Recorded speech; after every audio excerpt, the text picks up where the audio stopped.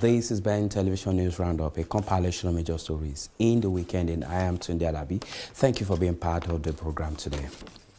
The Conservative government led by Theresa May has suffered a fresh setback as her leadership is threatened following the resignation of senior ministers from our government over Brexit deal.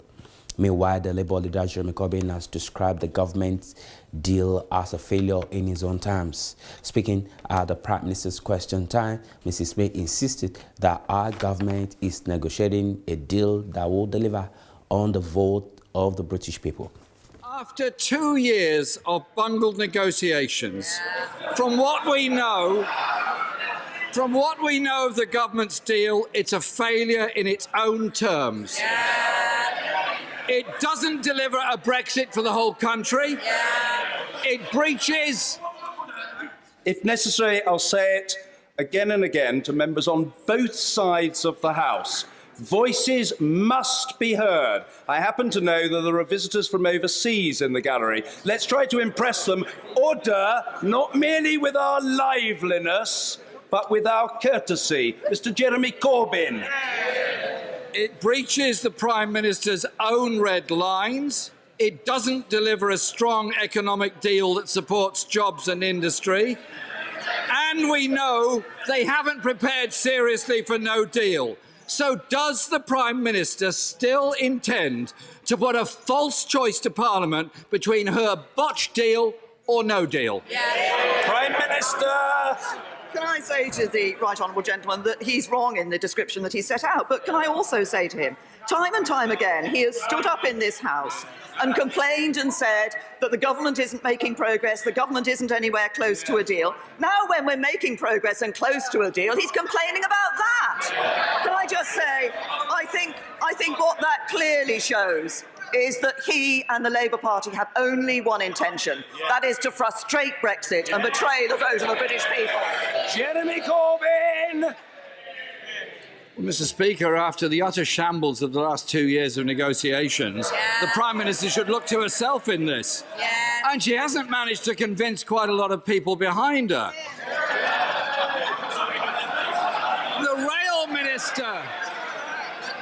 The rail minister resigned last week, saying to present the nation with a choice between two deeply unattractive outcomes, vassalage and chaos, is a failure of British statecraft on a scale unseen since the Suez crisis, and that from a Tory MP. Last night, the EU's lead Brexit negotiator reportedly told the 27 European ambassadors the UK must align their rules, but the EU will retain all the controls. Is that a fair summary of the Prime Minister's deal? Prime Minister! Can I say to the right honourable gentleman, as I have said all along throughout these negotiations, what we are doing is negotiating a good deal for the United Kingdom. We're negotiating a deal that delivers on the vote of the British people, that takes back control of our money law and borders, that ensures we leave the common fisheries policy, we leave the customs union, we leave the common agricultural policy, but we protect jobs, we protect security, and we protect the integrity of the United Kingdom. Jeremy Corbyn! Mr. Speaker, under the Prime Minister's deal, we're going to spend years with less say over our laws or how our money is spent. And the International Trade Secretary said last week the decision to withdraw from any backstop agreement could not be contracted to somebody else. Can the Prime Minister confirm whether under her deal it will be the sovereign right of the UK Parliament to unilaterally withdraw from any backstop? Prime Minister! I say to the right honourable gentleman, there needs to be a backstop as an insurance policy. There needs to be a backstop as an insurance policy, but neither side actually wants us to be in that backstop because we want to bring the future relationship into place at the end of December 2020. And I'm aware of the concerns that there are, that we don't want to be in a position where the European Union would find it comfortable to keep the United Kingdom in the backstop permanently. And that's why any backstop has to be temporary. Jeremy Corbyn. Mr. Speaker, I think that non-answer has confirmed that Parliament won't have that sovereign right. Mr. Speaker, the International Trade Secretary breezily declared he'd have 40 trade deals ready to be signed the second after midnight when we leave the EU. How's it going? Well, with 4 months to go, can the Prime Minister tell us exactly how many of these 40 deals have been negotiated? Prime Minister. We are doing two things. First of all, we are negotiating to ensure that we maintain the trade deals that currently exist with the European Union when we leave the... Order. I'm sorry. It's not acceptable for members to shout at the Prime Minister when she's answering questions. We've been talking recently in this chamber about respect and good behaviour. On both sides, the person who has the floor must be heard. And that's the end of the matter. The Prime Minister. We have been negotiating on two fronts. We're negotiating on the continuity agreements, which ensure that those trade deals that we've been party to as a member of the European Union are able to continue when we leave the European Union. And we have also started discussions with other countries about the trade deals that we can forge across the world once we leave the European Union. But I say to the Right Honourable Gentleman, if he's interested in trade deals, he really needs to sort out the Labour Party's position on this issue. Because originally they said that they wanted to do trade deals around the rest of the world. Now he says he wants to be in the customs union. That would stop him from doing trade deals around the rest of the world. We know what's good for this country, an independent trade policy and trade deals, good trade deals with Europe and with the rest of the world. Jeremy Corbyn. Mr. Speaker, the International Trade Secretary is not the only one who doesn't understand international trade rules. And he's not the only one in the Cabinet. And he's not the only one in the Cabinet that doesn't understand a few things. The Brexit Secretary said last week, and I quote, "I hadn't previously understood the extent of this, but we are particularly reliant on the Dover to Calais crossing." When did the Prime Minister become aware of this absolutely shocking revelation about Britain's trade routes? The Prime Minister. I really have to say to the Right Honourable Gentleman, he stands here and reads out something that says that we don't know about trade policy. We do know about trade policy. That's exactly why we're negotiating the continuity agreements. It's why we'll be taking our place as an independent state in the World Trade Organization. But he wants to talk about different positions that are being taken. What we're doing is delivering a good deal that would deliver on the vote of the British people. We're delivering Brexit. What have we seen recently from the Labour Party? Well, the Labour leader said we can't stop Brexit. The shadow Brexit secretary said we can stop it. So when he stands up, he should make it clear. Is it Labour Party policy to stop Brexit? Jeremy Corbyn. Mr. Speaker, Labour respects the result of the referendum. But what we don't respect is the shambolic mess that this government has made of negotiations. Britain is to allow citizens from all Commonwealth countries to join its armed forces, even if they have never lived in Britain.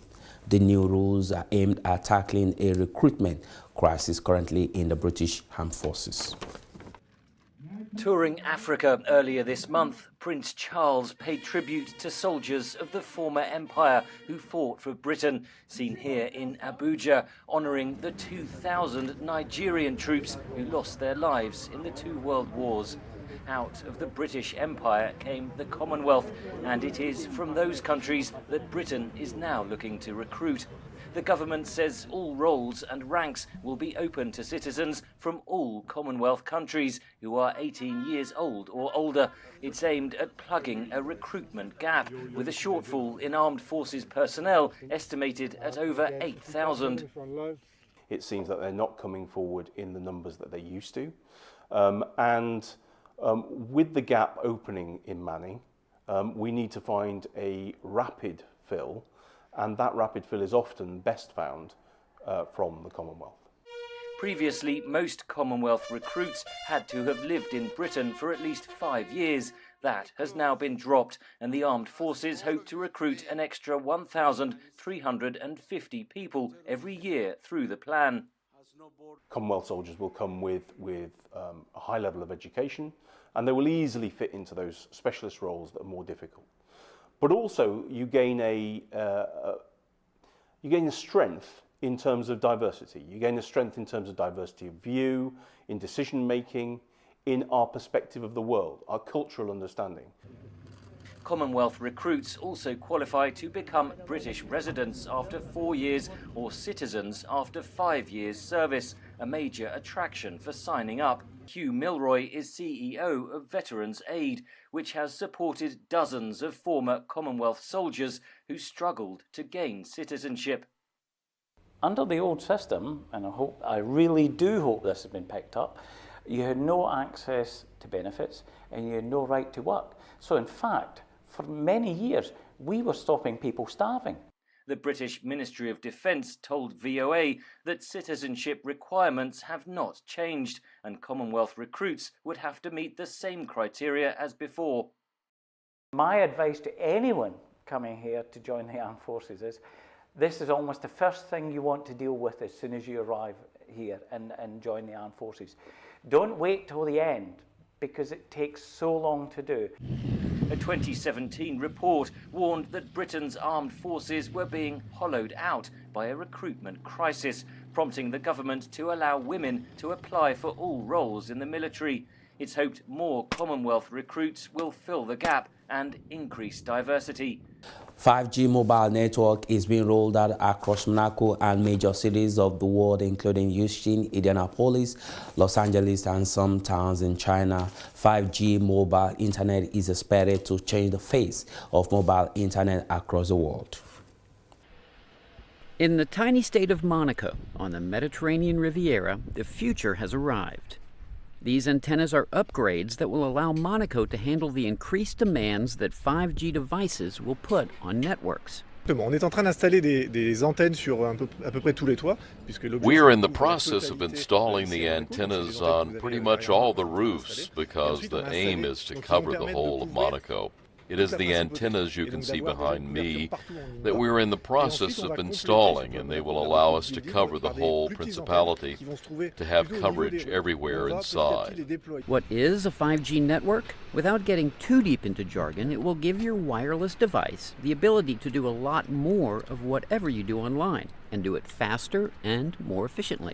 La 5G, c'est 10 fois plus de puissance. 5G is 10 times stronger, so that allows us to provide coverage for all multimedia uses for the many more people who will be connected. 5G reduces the connection wait by 10 times, and therefore we can connect immediately, and that is essential for new uses such as connected cars.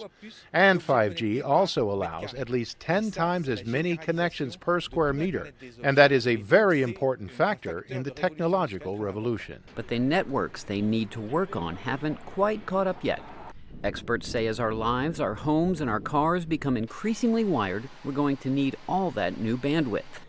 A few U.S. cities have pockets of 5G, but don't expect the speedy new services to really get rolling until the end of next year or even into 2020. Besides Monaco, it's no surprise that the countries that are most likely to roll out 5G first are South Korea, China, Japan, and the United States. Kevin. And the United Nations Food and Agriculture Organizations have said lack of irrigation system will increase drought and hunger in southern African region of Africa. The warning comes as farmers in Zimbabwe appeal for assistance to stop depending on rain-fed agriculture and build a sustainable irrigation system. The 2018-2019 rainy season is expected to start any time in Zimbabwe, but the UN Food and Agriculture Organization is warning that crops may not get the water they need. An El Nino weather pattern is predicted in the Pacific, and that often means less than average rainfall in southern Africa. Preparations for planting are underway at Magutu Farm, about 40 kilometers north of Harare. But 59-year-old farmer Tsisimajori Makaya says her nearby farm isn't ready. She is a beneficiary of Zimbabwe's land reform program that has displaced most white farmers since 2000. But she lacks the equipment, including irrigation pipes, to make her 26.9 hectares more productive. I also need electricity here, and I do not have the resources to put up an irrigation facility on the farm because it is expensive. According to the FAO Sub-Regional Coordinator for Southern Africa, Patrick Omawa, the agency has rehabilitated several irrigation projects in Zimbabwe. Still, most farms are at the mercy of rain. We have less than 11% of all the land that is cultivated in Africa under irrigation. Most countries rely on rainfall, rain-fed agriculture. And when the rain fails, of course, the crops fail. And this also have effects on the food security as well as the income of the people. The FAO envoy says African countries need to invest in irrigation so food security and agricultural income are not so severely affected by drought. Komawa says even smallholder irrigation plans improve food security and income in countries where agriculture is the backbone of the economy. The last El Nino-induced drought from 2014 to 2016 led to 40 million people requiring food assistance from across Southern Africa. And with that report, we conclude the news roundup for this week. Thank you for being part of the program. I'm Tunde Alabi. Enjoy the rest of your week. Bye.